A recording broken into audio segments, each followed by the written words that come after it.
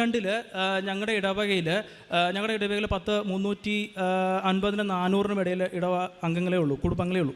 അപ്പോൾ 2022 ഞങ്ങളുടെ ഇടവകയിലെ കൊന്ത ആചരണം എന്ന് പറയുന്നത് എല്ലാവരും പള്ളിയിലാണ് കൊന്ത കൂടുക. ഞങ്ങൾക്ക് അന്നൊരു ചടങ്ങുണ്ടായിരുന്നു, വീടുകളിൽ കൊന്ത. അതായത് ഇടവകങ്ങൾ എല്ലാവരും, ഇടവക ജനങ്ങൾ മുഴുവൻ വീടുകളിൽ വരിക, എന്നിട്ട് ഒരു ദിവസം മാതാവിനെ അവരുടെ വീട്ടിൽ കൊണ്ടുവെക്കും.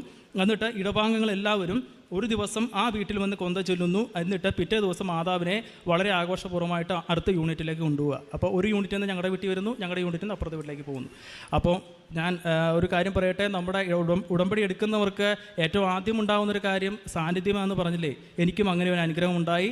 ഞങ്ങളുടെ ഇടവകയിലെ 400-ലേറെ വീടുകളിൽ നിന്ന് 16 വീടുകളെ സെലക്ട് ചെയ്തു. അതിലൊരു വീട് ഞങ്ങളുടെ വീടായിരുന്നു. അങ്ങനെ മാതാവ് ഒരു ദിവസം മുഴുവൻ ഞങ്ങളുടെ വീട്ടിൽ വന്നു എന്ന് മാത്രമല്ല, ഇടവക അംഗങ്ങളെ മുഴുവൻ ഞങ്ങളുടെ വീട്ടിലേക്ക്